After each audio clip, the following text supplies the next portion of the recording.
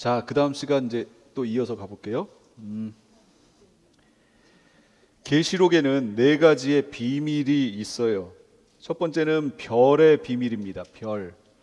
성경에서 별은 뭐예요? 일곱 별의 비밀과 그랬잖아요. 그 일곱 별은 일곱 교회의 사자요라고 이렇게 나왔죠. 그 별의 비밀은 종에 대한 얘기예요. 종들. 참종. 이 마지막 시대의 참종이 누구냐를 얘기하는 거예요. 여기에서 주의할 것. 일곱 교회의 사자요 하고 우리 개역개정에는 이렇게 번역해 놨단 말이에요. 이 사자라는 말이 원어에는 앙겔로스예요. 앙겔로스. 앙겔로스가 영어로 번역되면 뭐예요? 그게 에인젤이에요. 천사라는 말이죠. 그런데 앙겔로스가 천사라는 말이냐? 아니요. 그 뜻이 아니고 앙겔로스는 소식을 전하는 자가 원뜻이에요. 그걸 여러분 꼭 기억하세요. 소식을 전하는 자가 앙겔로스의 원뜻이다. 그런데 그 소식을 전하는 자가 천상계에 있는 존재면 천사고 이 땅에 있는 존재면 뭐라고 해석해야 돼요? 얘 주의 종들이라고 해석돼야죠. 그런데 이 앙겔로스라는 단어를 대부분 사람들이 그냥 천사하고 번역한 거예요. 킹제임스도 천사로 번역해 놨더라고요. 이렇게 되면 해석이 어떻게 돼요? 아주 웃기게 됩니다. 정말로 웃긴 해석이 나와요. 에베소 교회 천사에게 편지하라, 이런 말이 되는 거예요. 에베소 교회 천사에게? 여러분, 말도 안 되는 해석이 나오죠. 사도 요한으로 하여금 에베소 교회를 담당하는 천사에게 편지를 보내래요. 여러분, 이게 말이 돼요? 그러니까 이런 엉뚱한 해석이 나오는데도 사람들이 이 앙겔로스의 의미를 정확히 모르는 거예요. 앙겔로스는 소식을 전하는 자, 메신저라고 하는 게 원래 의미다. 기억하세요? 그래서 별의 비밀은 종에 대한 얘기예요. 그럼 누가 될까요? 이건 이 땅에 있는 주의 종들 말하는 거죠. 그 다음에 촛대의 비밀. 이 촛대의 비밀은 뭐냐? 일곱 촛대는 일곱 교회니라 그랬잖아요. 교회 얘기하는 거예요. 교회. 마지막 시대에 참 교회는 어떤 교회냐, 이거 말하는 거예요. 그 다음에 짐승의 비밀이 있어요. 짐승. 천사가 이르되 왜 놀랍게 여기느냐? 내가 여자와 그가 탄 일곱 머리와 열 뿔 가진 짐승의 비밀을 내게 이르리라 그랬단 말이죠. 짐승. 이 짐승이 누구냐? 적그리스도와 거짓 선지자를 말하는 거예요. 적그리스도는 바다 짐승 이렇게 부르고 거짓 선지자는 땅 짐승 이렇게 부르잖아요. 짐승의 비밀은 적그리스도와 거짓 선지자들을 말하는 거예요. 자, 그 다음에 음녀의 비밀이 있어요. 음녀. 음녀는 누구냐? 타락한 종교, 그 배교한 교회, 도시. 지금 한국에 많은 교회들이 있는데 그 중에 어떤 지역에 있는 일부 교회가 배교를 했어요. 했다고 치자고요. 했다는 게 아니고 했다고 치자는 거예요. 그러면 사람들이 교회가 배교했다라고 그거를 대서특필하면서 막 전체 교회가 배교한 것처럼 얘기할까요? 떠들까요? 아니요, 그렇게 안 떠들어요. 여기 배교한 교회, 마지막 시대의 모습을 배교한 교회라고 말하는 것은 교회의 다수가 배교했다는 걸 말하는 거예요. 다수가. 소수가 남았다는 거예요. 그래서 여러분, 마지막 시대에는 넓은 길로, 큰 길로 여러분 가시면 안 돼요. 다수를 쫓아가시면 안 된다고 제가 계속 얘기하는 거예요. 다수 안 됩니다. 정말로요. 제가 미리 다 얘기했어요. 짐승의 비밀, 음녀의 비밀, 그 부분들을 보세요. 그 다음에 해석의 열쇠는 뭐냐면 하나님의 비밀인 그리스도예요. 거기다 그리스도를 집어넣으면 돼요. 그럼 어떻게 해석되느냐? 참종은 누구예요? 그리스도의 명령을 전하는 게 참종이에요. 교단의 얘기를 말하는 게 참종이 아니고, 여러분 지금 여기 연합감리교회 이쪽 교단들 다 지금 어떻게 해요? 동성애 찬성하잖아요. 그럼 그 교단에 남기 위해서, 그 교단에 포함되어 있기 위하여, 그 영향력 아래 있기 위하여, 보호받기 위해서 목회자들이 여전히 거기 남아서 거기서 교단에서 말하는 걸 말해요. 그럼 그게 참종인가요? 아니죠. 그리스도의 명령을 전해야죠. 그게 참종이죠. 참교회는 뭐예요? 그리스도를 말하고 그리스도의 살아있는 공동체, 그리스도께서 기뻐하시는 일을 하는 공동체, 자기네 인본주의적인 그 원리를 말하는 교회 말고. 그 다음에 적그리스도, 거짓 선지자는 뭐예요? 그리스도를 대적하는 자들, 그들이 적그리스도고. 음녀는 뭐예요? 그리스도와 상관없는 이들이에요. 그리스도를 배반하고 나간 이들, 그들이 배교의 무리라고요. 자, 오늘은 이제 이 시간은 일곱 나팔에 대한 삽경을 얘기할 거예요. 이게 17, 18장인데 이 음녀는 뭐냐면, 이 17, 18장 내용은 음녀 얘기하는 거예요. 음녀 바벨론에 대한 얘기입니다. 그 얘기를 좀 같이 나눌 거예요. 자, 음녀, 구약에서 이 음녀가 어떻게 사용되었는가, 이 단어가 실제 음녀에게 사용됐고요. 그 다음에 배도한 자들에 대해서도 음녀라고 부르고요. 그 다음에 나라와 도시에 대해서도 음녀라고 불러요. 잠언에 보면 음녀로 인하여 사람이 한 조각 떡만 남게 됨이며 음란한 계집은 귀한 생명을 사냥함이니라. 그러니까 실제 음란한 행위를 하는 자들을 음녀라고 불러요, 구약에서. 이건 별 문제 없으시죠? 그 다음에 줄을 멀리 하는 자는 망하리니 음녀같이 줄을 떠난 자를 주께서 멸하시리라. 그러니까 줄을 떠난 자들, 배도한 자들을 음녀라고 불러요, 구약에서. 이사야서에서도 보면 음녀, 창기의 예배를 받지 않으신다. 그 다음에 그러므로 음란한 행위를 회개하고 정의를 구하고 하나님께 순종하고 돌아오라 라고 계속 얘기하는 거예요. 음란함을 버리고 돌아오라 라고 계속 얘기해요. 또요, 신실하던 성읍이 어찌하여 창기가 되었는고, 정의가 거기에 충만하였고 공의가 그 가운데 거하였더니 이제는 살인자들 뿐이다. 그러니까 유다 성읍과 예루살렘 성을 음녀라고 불러요. 타락한 도시, 배도한 자들, 그 도시, 거기를 또 음녀라고 불러요. 그래서 음녀 바벨론 하고 부르는 거예요. 바벨론을 음녀라고 부르는 거예요.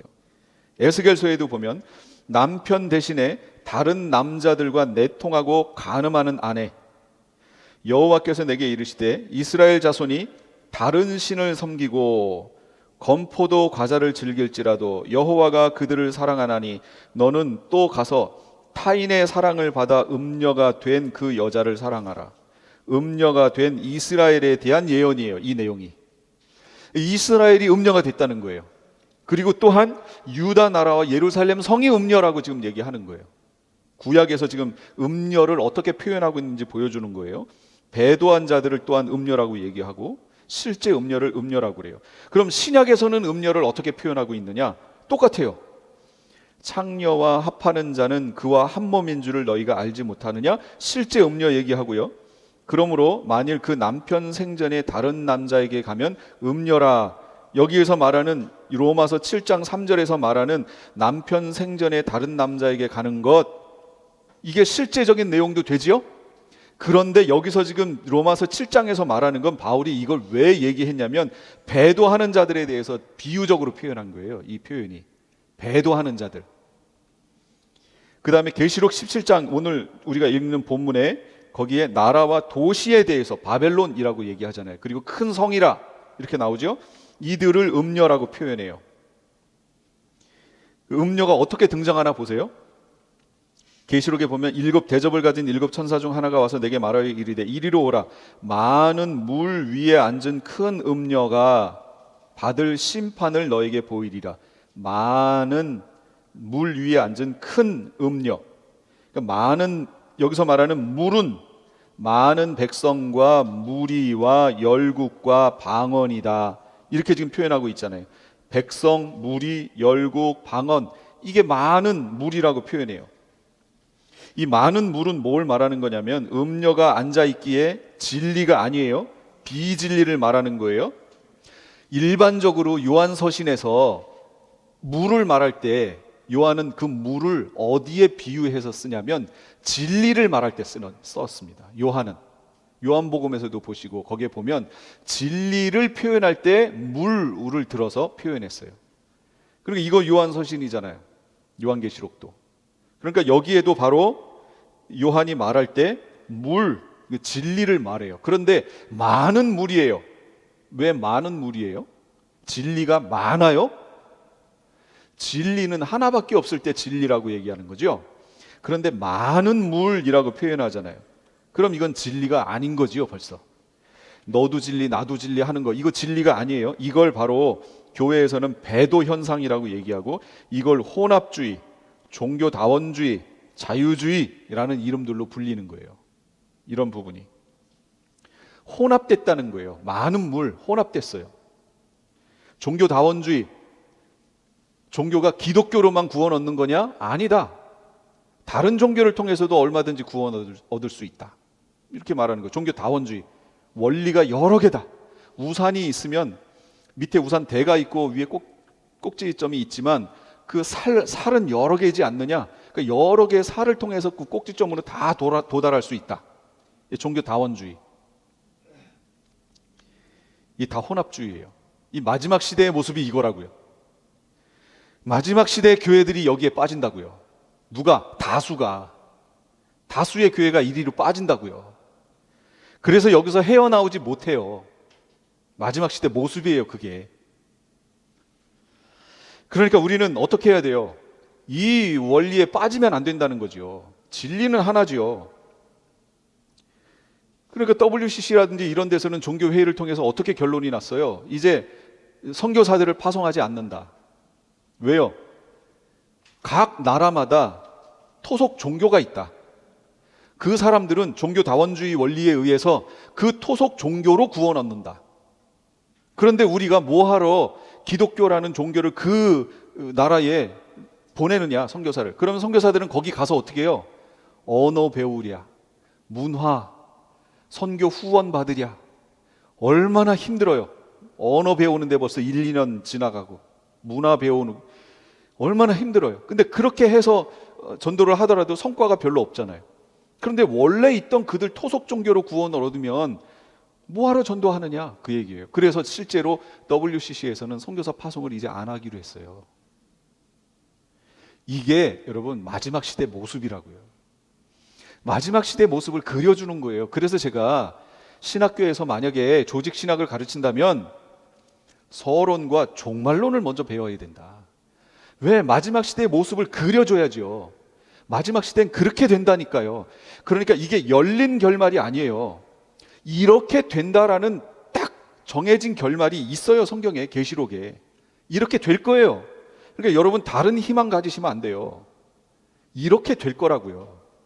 그래서 마지막 시대 그림을 그리고 그 다음에 여러분 선교하셔야 된다고, 믿음 생활 하셔야 된다고 얘기하는 거예요. 이걸 못 그리니까 자꾸 엉뚱한 얘기를 하는 거죠. 종교 간의 대화, 화해, 평화, 침묵, 상호 존중, 이런 명목하에 교회에서 운동들이 일어나요. 근데 이걸 대체적으로 누가 주도하냐면 이단 세력들이 이걸 주도하는 거예요. 여러분, 평화, 화해, 이거 누가 얘기해요? 이단 중에 신천지가 얘기하는 거예요. 이게 이 신천지의 내용이에요. 신천지가 무슨 모임을, 무슨 운동장에서 무슨 모임을 갖는다 하면 그 앞에 꼭 들어가는 말이 이 평화예요. 그리고 그들이 있는 거기를 평화재단 이렇게 불러요. 얘네들은 이걸 노려요. 이거 평화. 평화라는 말이 여러분 잘못된 표현인가요? 잘못된 건가요? 기독교가 추구해 나가서는 안 되는 내용이에요? 평화가? 아니죠. 추구해야 하는 내용이지요. 그런데 여러분 잘 보세요. 마지막 시대의 모습에 보면 평화가 있냐라는 거예요. 없잖아요. 그러면 우리가 추구해 나아가야 되는 방향이 평화라는 이 내용이 좋은 것이기 때문에 취해야 되는 게 아니고 마지막 시대의 모습의 그림 속에 없기 때문에 이걸 추구하면 안 된다라는 거예요. 마지막 시대 추구해야 되는 모습은 뭐라고요? 회개라고요. 회개. 주님 앞에 돌아옴, 기업 무르는 거, 가알.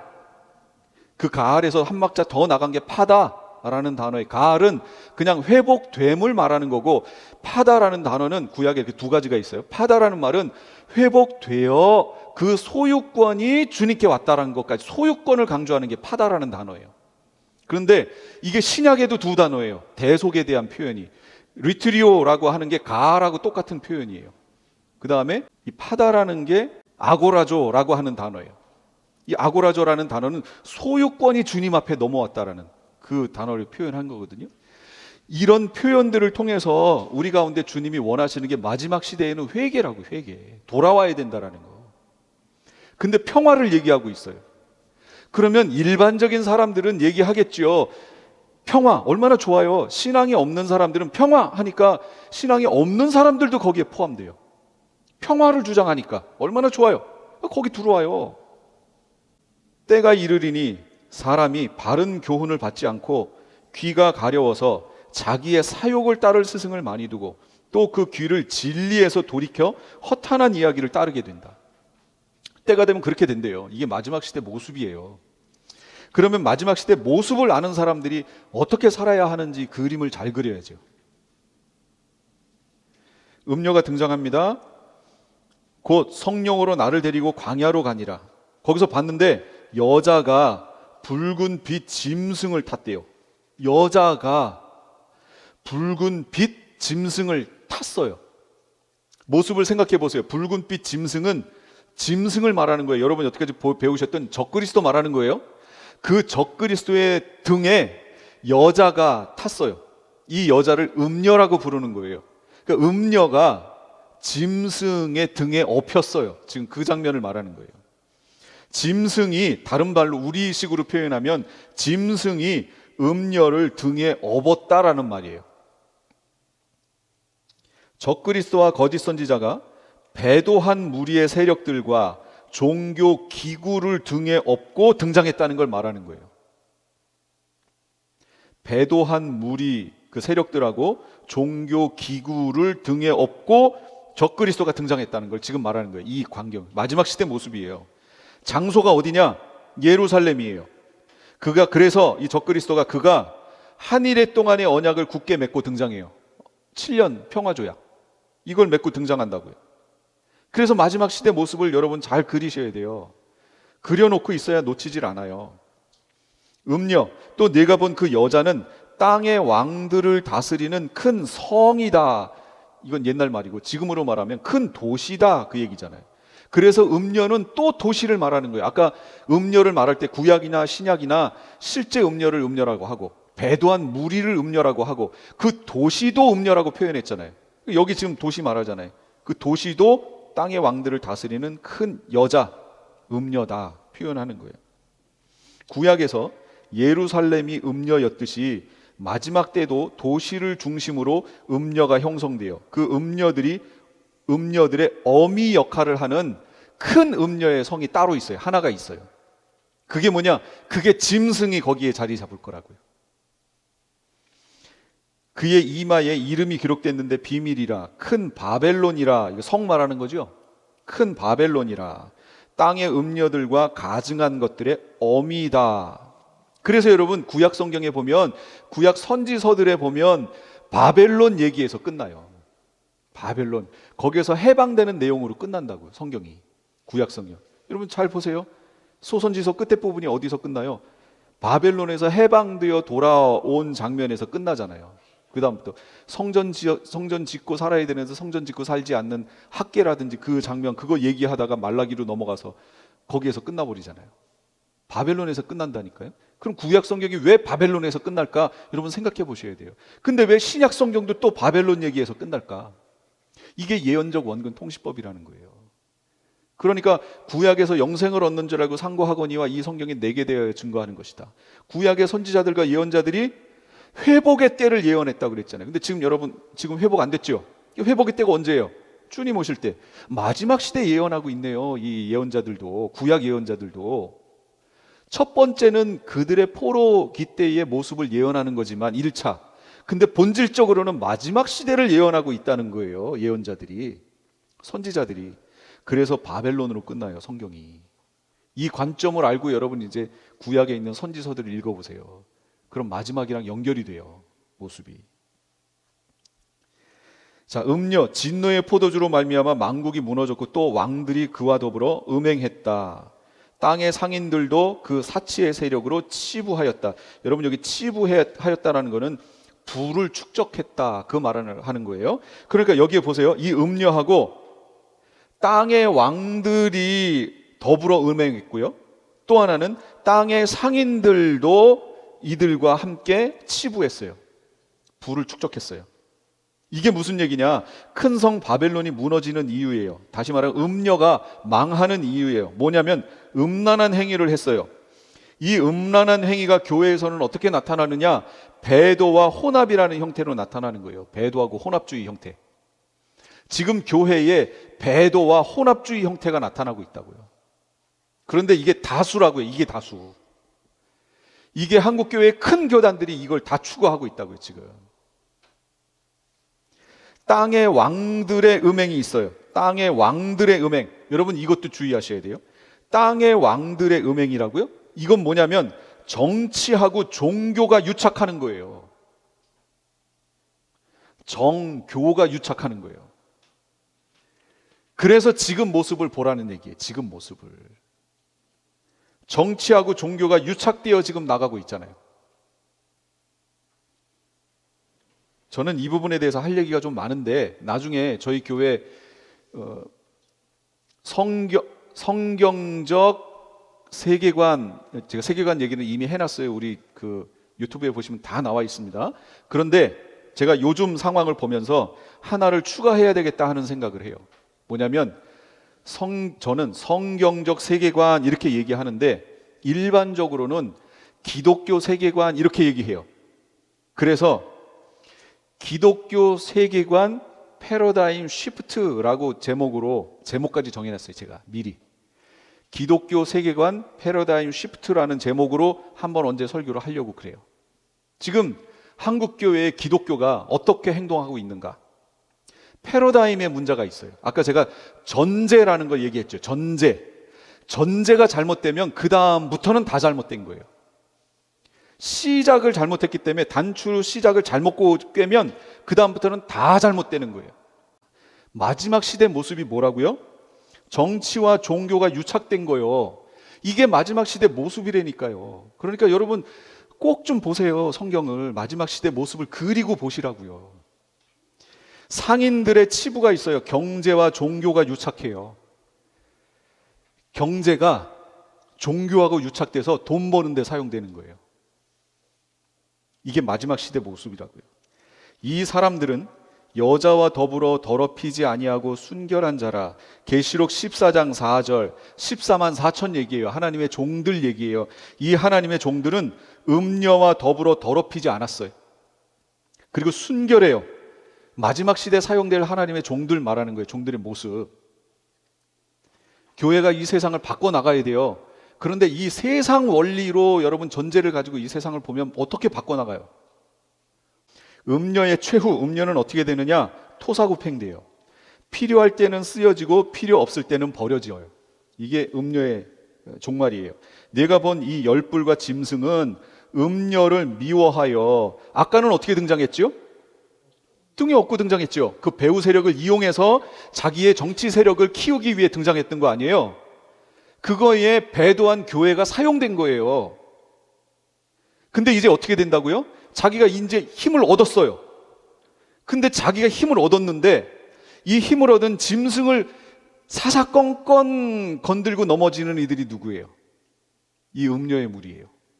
왜요? 음녀의 무리에는 비록 타락했지만 그들 속에는 그들 나름대로의 진리가 있잖아요. 근데 짐승은 그거를 허용해 주는 사람이 자가 아니잖아요. 자기의 어떤 것으로 끌고 가는 자지.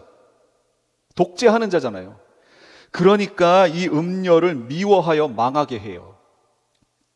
벌거벗게 하고 그 살을 먹고 불로 아주 살라요. 없애버려요. 숙청시켜버린다고요. 타락한 교회가 여기에 사용될 수 있다는 거예요. 마지막 시대에. 이는 하나님이 자기 뜻대로 할 마음을 그들에게 주사 한 뜻을 이루게 하시고 그들의 나라를 그 짐승에게 주게 하시되, 짐승에게 나라를 줬어요. 42달 동안 하나님의 말씀이 응하기까지 그렇게 할 거래요. 그래서 이 토사구팽하는 것도, 음녀가 망하는 것도 하나님의 뜻이었어요. 그런데 하나님이 하나님의 손으로 안 하고요, 이 짐승의 손을 빌어서 그냥 음녀를 심판하게 만들어요. 자기들끼리 심판하게 만드시는 거예요. 그래서 성도들에게 당부하는 거예요. 뭘? 또 내가 들으니 하늘로부터 다른 음성이 나서 이르되 내 백성아 거기서 나와 그들의 죄에 참여하지 말고 그가 받을 재앙들을 받지 말라. 내 백성아 제발 좀 듣고 나와라. 바벨론에서 나와라. 그 얘기하는 거예요. 바벨론 가운데서 도망하여 나와서 각기 생명을 구원하고 그의 죄악으로 말미암아 끊어짐을 보지 말아라. 이는 여호와의 보복의 때니 그에게 보복하실 것이다. 바벨론은 여호와의 손에 잡혀 있어 온 세계가 취하게 하는 금잔이라. 여기에 취하시면 안 돼요. 지금 뭇 백성이 그 포도주를 마심으로 미쳤도다. 우리 교회가 지금 미쳐야 되는 게 뭐예요? 마지막 시대에 지금 어디에 미쳐 있냐고요? 지금 교회들이 선지자에 대한 예언적 원근 통시법 여러분 생각해 보셔야 돼요. 제가 얘기했잖아요. 선지서는 바벨론 얘기해서 끝난다고. 그리고 요한계시록도 바벨론 얘기해서 끝난다고요. 그러면 이게 예언적 원근 통시법이에요. 마지막 시대 모습을 그대로 그려주는 거예요. 그래서 음료는 결과적으로 멸망합니다. 그리고 주님께서 7 대접 심판을 통해 오셔서 이 바벨론을 이 짐승과 관련되어 있는 모든 것들을 멸망시킵니다. 이게 최종적인 모습이에요. 지금 이 세상이 이 모습에 가까워지고 있어요. 여러분 희망적인 생각, 이 교회가 이렇게 해서 회개하여 구원받는 사람의 수가 날로 늘어나면서 마지막에는 절정을 이룰 것이다. 여러분 그런 거 보셨어요? 성경에. 우리가 비록 그런 소망을 가지고 이 사람이 믿기를 바라는 마음으로 전도는 하지만 마지막 시대에 그려지는 모습이 그 그림이냐고요. 아니라니까. 그건 사람이 만든 원리예요. 그 원리로 세상이 끝난다고 말하는 게 뭐냐? 그게 후천년적 관점이에요. 그 연장선상에서 나온 게 무천년적 관점이라고요. 근데 전천년적 관점 성경은 뭐라고 얘기해요? 그렇게 안 끝난다. 남은 자만 구원 얻는다 라고 지금 얘기하잖아요. 그럼 남은 자가 많다는 의미예요? 적다는 의미예요? 적다는 의미예요. 남았다라는 말은 적다는 의미를 표현할 때 하는 거예요. 실제 구약에서 계속 이스라엘에 대해 예언할 때 남은 자만 구원 얻는다, 남은 자만 구원 얻는다 할 때 이스라엘 전체가 다 구원 얻는다는 걸 말하는 거예요? 아니죠. 소수 남은 자들이 구원 얻는다는 걸 말하는 거예요. 근데 우리는 그 부분을 자꾸 놓친다는 거죠. 희망적으로 해석한다는 거예요. 물론 계시록에서 하나님의 백성들을 보호하십니다. 이게 책임지시죠? 전 3년반은 하나님의 종들을 통하여, 후 3년반은 예비하신 곳에서 보호하셔서 주님이 오시면서 우리를 끌어올리시고 우리를 이제 같이 함께 내려와서 메시아 왕국으로 들어가는 영광스러운 모습들을 우리에게 그려주셨어요. 이걸 소망하며 우리는 살아야 돼요. 그런데 이게 가면 갈수록 다수가 되어 세상이 그렇게 될 것이다. 아니요, 그렇게 안 돼요. 제 얘기가 아니고 성경에 있는 내용이잖아요. 이 마지막 시대에 여러분 살아남아야 돼요. 남은 자만 구원을 얻어요. 그래서 성도들의 인내가 여기 있나니 라고 성경은 얘기하는 거예요. 예수님 얘기와 계시록의 내용을 보세요. 인내해야 된다고. 바울도 디모데에게 그 모든 환난을 통과해야 마지막 영광에 이른다고 조언을 해주는 거예요.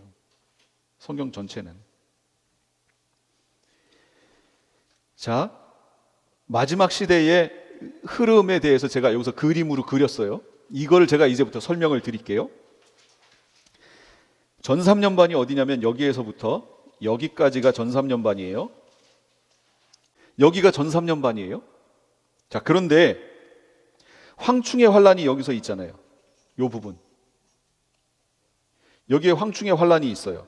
왜 황충의 환란이 여기서 벌어졌냐면 이 전 3년반이 시작되는 지점에서 용이 이 전 3년반이 시작될 때 하나님의 종들을 어떻게 하려고 했어요? 삼키려고 했었잖아요. 삼키려고 했는데 왜냐하면 그 종들이 활동하면 무슨 일이 벌어져요? 자신의 때가 끝나버리잖아요. 그러니까 하나님의 종들이 활동하지 못하도록 그 활동하는 때를 뒤로 미루려고 하는 거예요. 지금 용이 여기에서 하나님의 종들이 태어난 아이라고 표현했죠. 어떤 여인이 아이를 가지고 있는데 그 아이가 태어나면 그 아이를 삼키려고 용이 이렇게 준비하고 있었어요.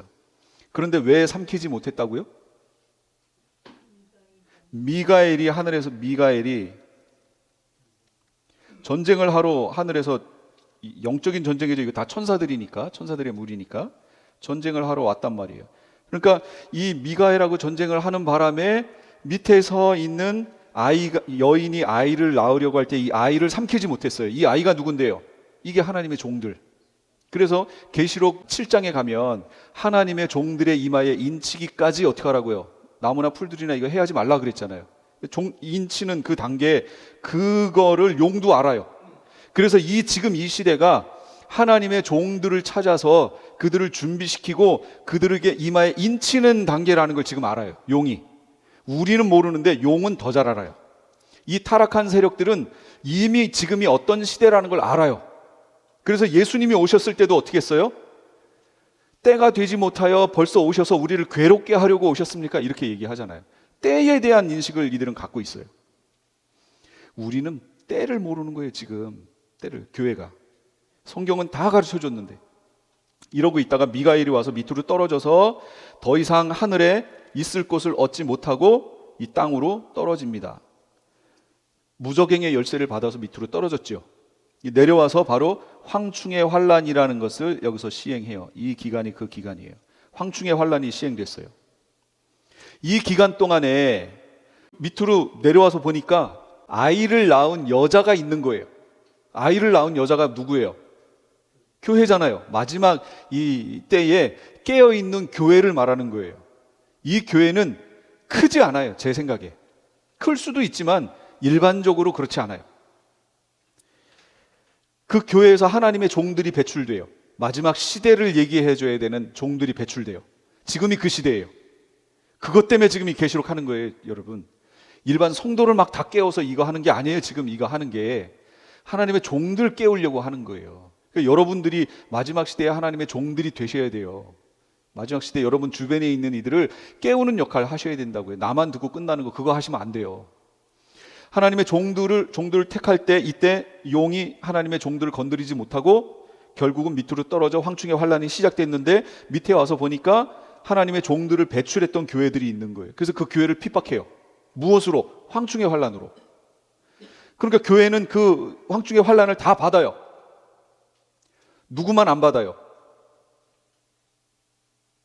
안 받는 이들이 있잖아요. 이마에 인 맞은 이들. 그럼 이마에 인 맞은 이들이 누군데요? 그렇죠. 14만 4천. 그들은 이마에 인 맞았잖아요. 하나님의 인 맞은 자들. 그들은 못 건드려요. 하나님이 보장해 주신 분들이에요. 활동을. 그러니까 그 나머지 교회는 환란을 받는다고요. 황충의 환란을. 그런데 이게 얼마나 지독하냐면 그 꼬리에서 전갈의 권세를 가지고 있다라는 얘기는 전갈이 꼬리로 쏘면 그거 한번 탁 찔리면 어떻게 돼요? 독이 들어와서 거의 죽어요. 제가 예전에 어떤 영화를 봤는데 거기에서 어떤 꼬마 아이가 그 현지인, 그러니까 흑인이에요. 그 사람 집을 잃었어요. 어떻게 하다가 조난돼서 비행기가 떨어졌나? 그래서 다른 사람 다 죽고 어린아이 혼자 남았어요. 그런데 그 현지인이 거길 온 거예요. 흑인이고 막 그러니까 너무 무섭잖아요, 이 아이가. 그래서 그 사람이 가까이 못 오도록 막 모래를 던지기도 하고 이 주변에 있던 돌멩이를 던져서 그 사람 못 오게 만들고 막 이랬단 말이에요. 근데 그 현지인들 입장에서 상대가 나한테 돌을 던진다는 얘기는 상종을 안 하겠다는 이 의미거든요. 그러니까 이 현지인도 치웠어요. 자기를 상종 안 한다니까 그냥 벗어났는데 그 모래에 전갈이 있잖아요. 이 전갈이 와서 이 어린아이를 쐈어요. 그러니까 어린아이가 따끔 해가지고 그 모습을 이 현지인이 이렇게 봤어요. 조금 있다가 얘가 막 땀을 뻘뻘 흘리면서 그냥 쓰러져 버리는 거예요. 그러니까 이 현지인은 딱 알죠. 전갈에 쏘였구나. 그대로 두면 죽어요. 얘가 막 괴로워해요. 그 현지인이 와가지고 이 어린아이를 돌보는 거예요. 그래서 무슨 약초를 가져와가지고 그 약초 거기다가 발라주기도 하고 뭐 하기도 하고 그들 나름대로 뭘 했지요. 그래서 이 아이가 며칠 있다가 결국 눈을 뜨고 살았어요. 그래서 자기 살려준 게 그 사람이라는 걸 이제 알게 된 거예요. 그래서 이제 이 아이는 그 사람만 졸졸졸졸 쫓아다니는 그런 영화였거든요. 전갈에 쏘이면 대부분 죽어요. 그 죽지 않더라도 정말로 많이 힘들어요. 죽음의 고통까지 가요. 그 독이. 그런데 그거에 쏘이는 거예요. 그런 효과. 그러면 여러분 어떻게 하실 거예요? 여기 하나님의 인 14만 맞아서 14만 4천이 되실 분도 모르겠어요. 제가 놓는 게 아니니까, 제가 인 주는 게 아니니까, 하나님이 주시는 거니까 이 중에 있을 수 있어요. 그분들을 제외한 나머지 다른 분들은요, 이 황충의 환란의 대상이에요. 환란의 대상이라고. 안 믿는 이들은 환란의 대상이 아니죠. 믿으니까 환란의 대상이죠. 그러면 그런 상황이 됐을 때 여러분 어떻게 하실 거예요? 벗어나야죠. 이 땅을 빨리 벗어나야죠. 그래서 여기를 벗어나는 거예요. 여기 지점, 이 지점 말하는 거예요. 이 지점이 바로 요 황충의 환란은 5개월인데 5개월 어느 지점인지는 모르겠어요. 어느 지점인지는 모르겠으나 어쨌든 미리 여기에서 빠져나온다고요. 교회가 요 부분만큼 이게 얼마인지 모르겠는데 여기서 빠져나와요. 그래서 예비하신 곳으로 가요. 그래서 이 녹색으로 되어 있는 이 부분이 1260일 한때 두때 반때라고 얘기하는 거예요. 예비처 가 있는 시간 말하는 거예요. 여기가. 그러면 이 42달도 한때 두때 반때 얘기인데 이 뒷부분 세컨 피어리어드도 그러면 시간이 두 개가 겹쳤는데 약간 틀어졌잖아요. 앞에 부분이 결국은 이 뒷부분이라고요. 앞에 부분하고 이 뒷부분이 기간이 서로 같아요. 그렇죠? 그렇기 때문에 예수님이 오시는 시간이 언제냐? 시대가 예수님이 오시는 게 바로 이 지점에서 오시는 거예요. 7번째 나팔이. 이게 언제예요? 시간적으로 여러분 그 날과 시를 알 수 있어요? 몰라요. 여기 갈 때도 몰랐잖아요. 여기 지금 언제라고는 모르잖아요. 그러니까 예수님 오실 시간도 몰라요. 그러나 대략은 알지요. 대략. 우리가 환란이 들어갔다 그러면 환란 끝부분이다라는 건 대략은 알잖아요. 그래서 예수님도 그 날과 시는 모른다고 표현하셨어요. 근데 성경에 보면 유브라데 전쟁 같은 경우는 뭐라고 했어요? 그 연, 월, 일, 시라는 말로 표현하셨잖아요. 정확하게. 근데 예수님이 오시는 때를 그 날과 시는 모른다 이렇게 표현하시잖아요. 그러면 그 년, 해 같은 거 우리가 알 수 있나요? 알 수 있어요. 환란이 언제 들어가는지만 알면 7년이잖아요. 우리는 알 수 있어요. 근데 정확히 언제 이거는 몰라요. 그 누구도 몰라요. 예수님도 그래서 계시록 14장에 가면 구름 위에서 낫을 가지고 준비하고 계세요. 추수하러 언제 내려갈지 예수님도 지금 결정이 안 된 거예요. 누가 결정하는 거예요? 아버지가 결정하는 거예요. 그래서 성전으로부터 다른 천사가 나와서 자 이제 거두십시오 라고 얘기하잖아요. 아버지의 명령이 내려와야 아들도 거두러 가는 거예요. 아들도 그런데 우리는 오죽하겠냐는 거예요. 몰라요. 그 날과 시는. 그런데 대략 언제쯤이라는 건 알 수 있어요. 근데 지금은 알 수 있나요? 지금은 몰라요. 왜 모르냐면 환란이 시작 안 했잖아요. 아직. 그래서 그 날과 시는 몰라요. 언젠지 몰라요. 우리는 대략 가까웠다라는 정도로만 알고 있는 거예요. 근데 환란이 시작하면 이제부터 7년 해서 대략 어느 시점 하고 이 정도는 알 수 있다는 거예요. 그러니까 준비되는 거예요. 그러고 나서 우리가 예비하신 곳으로 가게 되고요.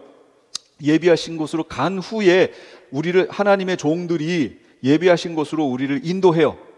그리고 그 하나님의 종들은 바다에서 이때 올라온 짐승과 전쟁을 하러 가요. 그래서 거기서 다 순교하여 죽고 다 죽은 후에 환란 중간에 여기에 부활하여 승천에 올라가요. 그래서 이들을 이게 14만 4천이에요. 14만 4천 하나님의 종들 이 중간에 부활하여 올라가요. 이들을 그래서 뭐라고 부르냐면 사람 가운데 부활한 첫 열매라고 얘기하는 거예요. 이들 말고 여러분 부활한 이들이 승천한 이들이 누가 있어요? 구약에서 에녹하고 엘리야 있죠. 근데 여기서 말하는 거 에녹하고 엘리야 말하는 거 아니잖아요. 14만 4천 명이라니까요. 사람 가운데서 부활한 첫 열매 이게 14만 4천이에요. 그래서 이 14만 4천이 위로 올라갔고 이들이 예수님과 함께 있다가 어디에 함께 있어요? 시온산에 함께 있다가, 시온산에 함께 있다가 예수님이 공중 재림에 내려오실 때 부활하여, 부활은 이미 했죠. 이때 예수님과 함께. 그러면 여러분 이런 질문 하실 수 있죠. 아니 원래 낙원은 영체들만 가 있는 곳 아닌가요? 부활체가 어떻게 가 있죠? 여러분, 예수님은 영체예요, 부활체예요? 부활체잖아요. 예수님이 부활체잖아요. 그렇게 예수님이 가 있잖아요. 그러면 14만 4천도 가 있을 수 있지요. 그 얘기예요. 그 부활체들이 예수님과 함께 공중으로 재림에 오세요. 그때 공중으로 오셔서 밑에 있는 우리를 끌어올리시는 거예요. 그 올리시기 직전의 모습이 계시록 14장 낫을 가지고 공중에 구름 위에 이렇게 앉아있는 모습이 그 모습이에요. 그랬더니 천사가 명령을 받아서 명령을 전하니까 어떻게 해요? 낫을 휘둘러 보내서 거두소서, 이게 나왔죠. 거두는 거예요. 그게 뭐냐? 휴거. 그래서 올라간 거예요. 위로 올라갔어요. 여기에는 분명히 간격이 있다고 얘기했죠. 휴거대에 올라갔어요. 그럼 올라가서 뭐 해요? 혼인잔치 하는 거예요. 그때 이 혼인잔치가 길지 않아요. 이 세대주의자들이 말하는 것처럼 막 7년 동안 이때 처음에 휴거대에 올라가서 7년 동안 혼인잔치 하다가 밑으로 내려오는 거, 그게 아니에요. 제가 설명하잖아요. 이 끝부분에 휴거대에 올라갔다가 공중 혼인잔치 할 때 밑에는 대접 심판이 지금 벌어지고 있다고요. 그걸 위에서 밑으로 바라보니까 불 붙는 유리바다 같은 곳에 라고 표현한 거예요. 위에서 혼인잔치 하고 밑으로 지상재림하여 내려오는 거예요. 언제? 아까 6번째 대접 심판 보면 갑자기 삽입절이 있다고 그랬죠. 그 시점에서 6번째 대접이 유브라데 강에 쏟는 거거든요. 쏟았더니 유브라데 강이 말랐어요. 그래서 동방에서 오는 왕들의 길이 예비됐어요. 그래서 그들이 쳐들어와요. 아마겟돈 전쟁을 하러 쳐들어와요.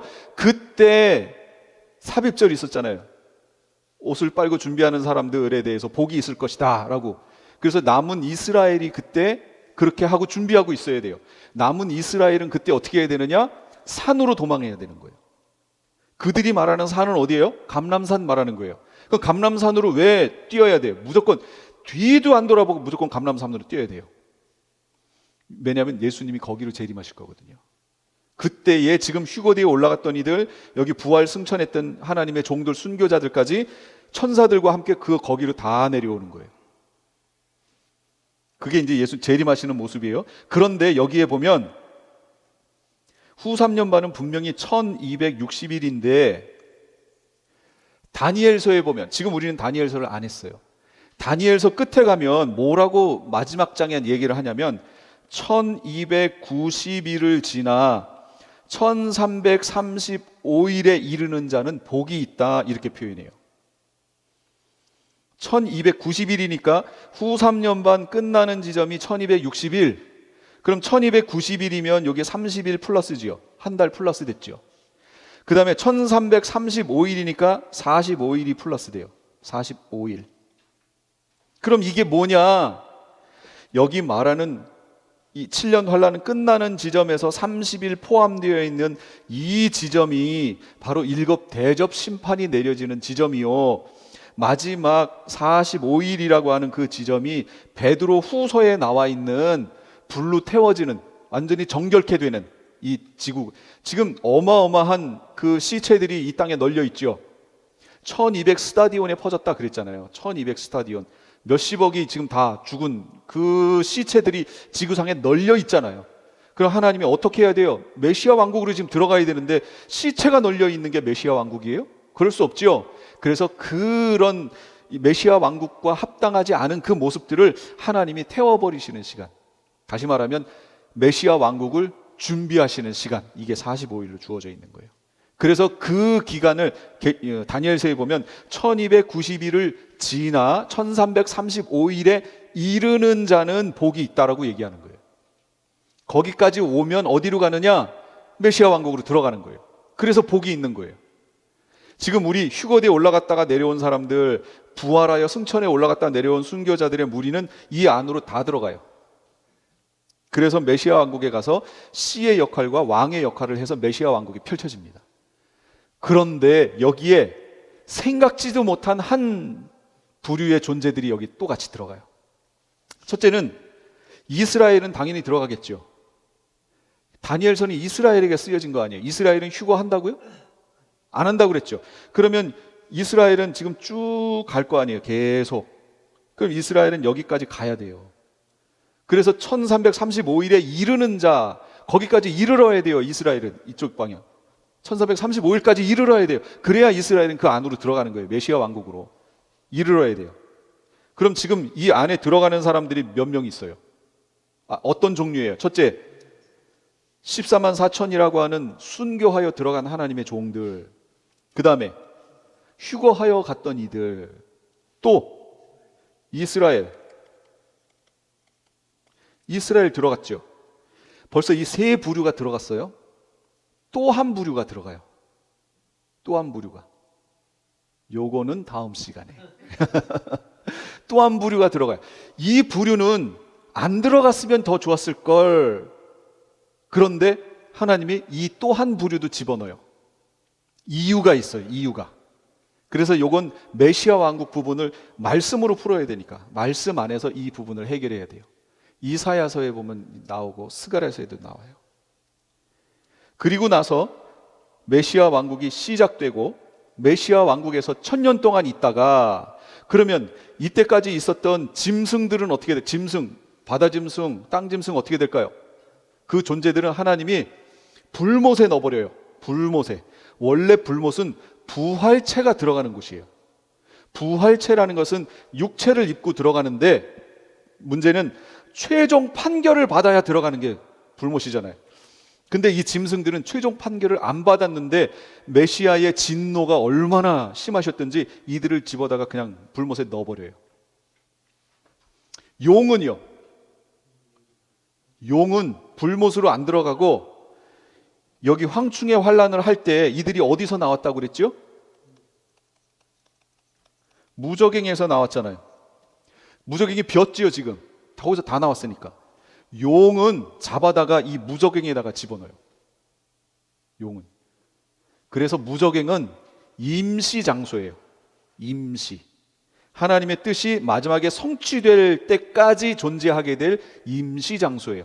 그런데 왜 임시 장소에 용은 갖다 놓을까요? 짐승은 불못 최종 장소에 넣어버렸는데 용은 왜 임시 장소에 넣었을까요? 용이 해야 될 일이 또 남았다는 거죠.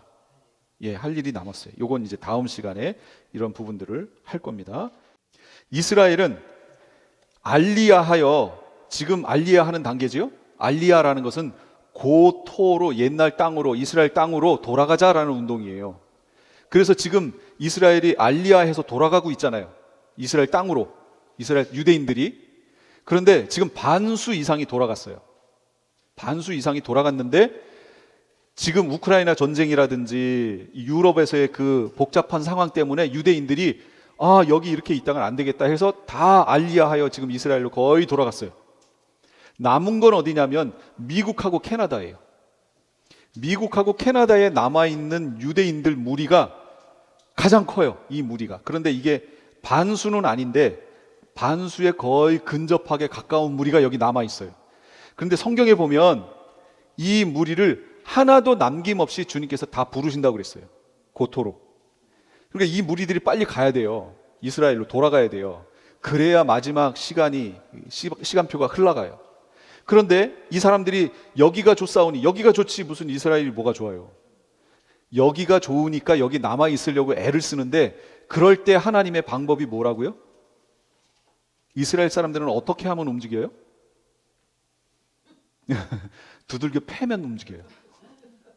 왜 세계 각지로 이들이 디아스포라에 흩어졌어요? 두들겨 패니까 흩어진 거죠. 그러면 미국이나 캐나다에 남아있는 이 다수의 유대인들이 어떻게 하면 돌아가요? 여러분, 우크라이나에 있던 유대인들이 왜 돌아갔어요? 전쟁 때문에 돌아갔잖아요. 그러면 여기 있는 존재들이 어떻게 하면 돌아갈까요? 전쟁 나면 돌아가겠죠. 또는 이들에게 어려운 어떤 핍박이라든지 이게 일어나면 돌아가겠죠. 그때서야 아이고 내 땅으로 가야 되는 거구나 하고 돌아갈 거예요. 그렇게 해서 모든 이들이 돌아가는데 끝까지 안 돌아가고 남겠다라고 하는 이들은 하나님이 어떻게 하실까요? 분명히 하나님 말씀에 뭐라고 했냐면 하나도 남김없이 그랬거든요. 그럼 그 남은 사람들은 어떻게 해요? 그 사람들은 다 죽을 거예요. 그러니까 죽기 전에 빨리 가야 돼요. 그러면 그 일이 벌어졌다 쳐요. 다 이제 들어갔어요. 그러면 이들이 어떻게 되냐면 3분의 2는 환란 기간 동안에 다 죽어요. 3분의 1만 남아요. 이스라엘에 3분의 1만 남아서 이 3분의 1이 이 환란기를 거치면서 아주 그냥 전에도 없고 후에도 없는 개국 이래로 없는 환란을 거치면서 이들이 돌아와요. 하나님께 돌아와요. 회개하고 나사렛 예수가 메시아였구나라는 걸 깨닫고 돌아와요. 그 무리가 환란기 중간에서부터 나오기 시작하다가 그들이 마지막 예수님 감람산에 오실 때 바로 그 산으로 뛰어 도망하는 무리예요. 그래서 살아남는 무리예요. 그게 이스라엘의 3분의 1이에요. 이 내용이 어디 있느냐? 스가랴서 12, 13, 14 읽어보세요. 거기에 있어요. 이들이 오시는 그 메시아를 밑에서 땅 밑에서 바라보고 회개하는 거예요. 밑에서. 그 스가랴서 그대로 있어요. 읽어보세요. 그렇게 회개하고 주님께 돌아와요. 이들은 휴거되지 않아요. 밑에 환란기 가운데 던져져요. 그래서 은같이 정금같이 되어 나오게 돼요. 그리고 이들이 바로 1290일, 1335일을 지나는 무리가 되는 거예요. 그래서 메시아 왕국으로 들어가요. 복되도다 그렇게 얘기하는 겁니다. 예, 이해가 되셨나요?